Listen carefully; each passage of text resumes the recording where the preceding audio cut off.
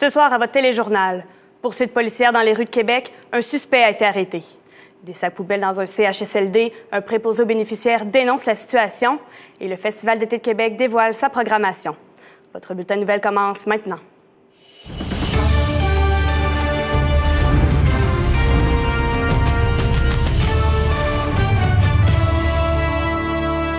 Bonsoir, Mesdames, Messieurs. Un suspect en lien avec l'incendie survenu dans le quartier Saint-Roch la semaine dernière a été arrêté aujourd'hui, en fin d'après-midi, suite à une poursuite policière. Kate, le suspect a tenté de prendre la fuite lorsqu'il a aperçu les policiers sur son lieu de travail.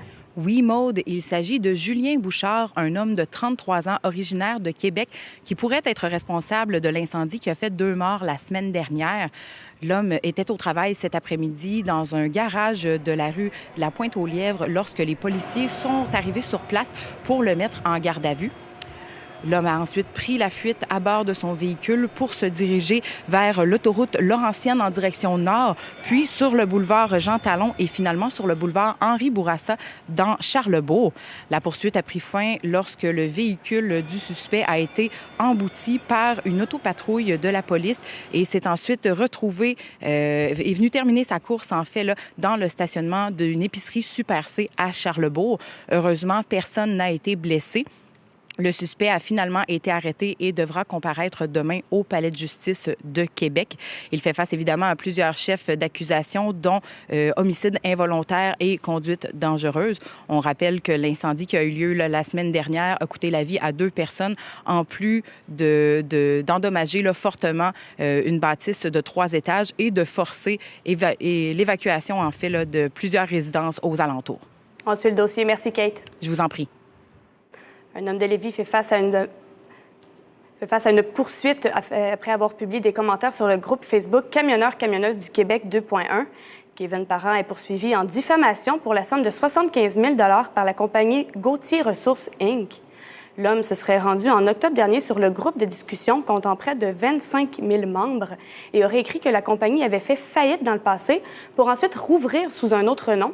Il suggérait ensuite aux gens de bien se renseigner et de faire attention pour faire affaire avec cette compagnie. Il souhaitait bonne chance aux employés par rapport à leurs conditions de travail. 2 semaines plus tard, la compagnie a envoyé une mise en demeure à l'homme, lequel a ensuite supprimé ses commentaires. La compagnie réclame malgré tout 50 000 en dommages compensatoires et 25 000 pour atteinte à la réputation. Un préposé aux bénéficiaires du CHSLD de Limoilou a dénoncé une situation aberrante. Les résidents doivent faire leurs besoins dans des sacs poubelles installés dans des chaises d'aisance.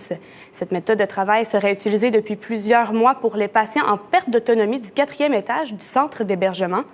Selon ce qu'il rapporte, la direction aurait retiré les sacs absorbants pour une raison budgétaire.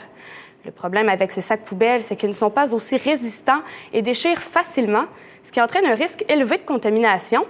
La vice-présidente de la Fédération interprofessionnelle de la santé du Québec, Patricia Lajoie, affirme que cette situation ne lui a pas été rapportée et soulignera la situation en comité de direction des soins. De son côté, le CIUS de la capitale nationale affirme que les sacs poubelles ne sont pas utilisés pour des raisons budgétaires, mais uniquement lors de l'éclosion de gastro-entérite. Le préposé contredit cette information, précisant qu'il a dû poser un sac poubelle pour un cas de grippe. Cette nouvelle risque de mettre encore plus de pression sur le système de santé. Sur la scène culturelle maintenant, le Festival d'été de Québec a dévoilé sa programmation aujourd'hui. Les festivaliers ont de quoi se réjouir. Charlène, les artistes sont très diversifiés. Et oui, la direction du festival qualifie sa programmation de variée, équilibrée, jeune et rafraîchissante. Encore une fois, cette année, le festival est divisé en soirées thématiques. Eh bien, ce que ça veut dire, c'est que chaque soir, il y a des artistes du même style musical. Pour les gros noms qui ont été annoncés aujourd'hui, eh bien, pour la scène belle, il y a Neil Young, The Chainsmokers, Foo Fighters, The Weeknd et Shawn Mendes, entre autres. Certains sont à leur première visite sur les plaines d'Abraham et d'autres non. Entre autres, les Foo Fighters qui s'étaient produits en 2015. Leur spectacle avait dû être annulé après la 4e chanson à cause de la pluie. Ils avaient promis à leurs fans d'être de retour. Eh bien, ce le sera cette année. Les gens pourront aussi voir durant la programmation Charlotte Cardin, Loud et Sum 41. Le festival a été victime de cyberattaques lors de la prévente. Et oui, ce qui a causé d'importants ralentissements sur le site du festival. Toutefois, il n'y a pas d'inquiétude à avoir. Les ventes continuent et reprendront comme ils étaient prévus.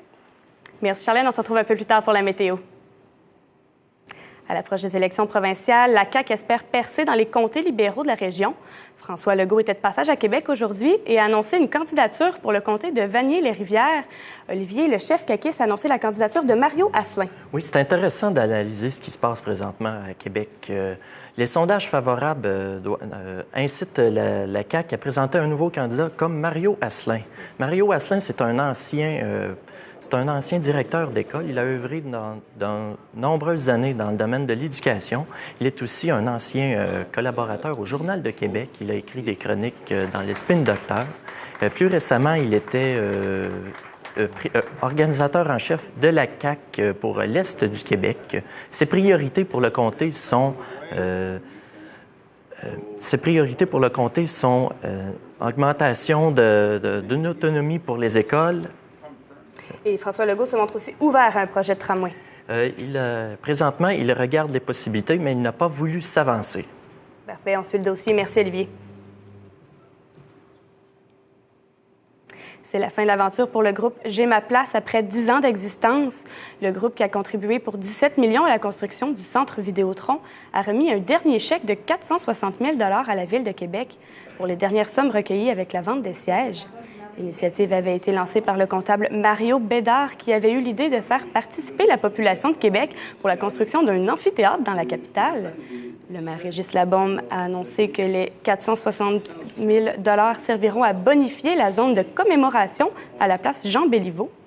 La Ville a déjà l'idée de mettre en évidence chacune des époques du hockey à Québec. Le maire invite maintenant les entreprises privées à apporter leur contribution. La Ville de Québec met à laisser un nouveau feu sonore pour malvoyants depuis lundi à l'intersection de l'avenue Brown et du chemin Sainte-Foy. Ce dispositif regroupe en un seul et même appareil le bouton poussoir et le localisateur.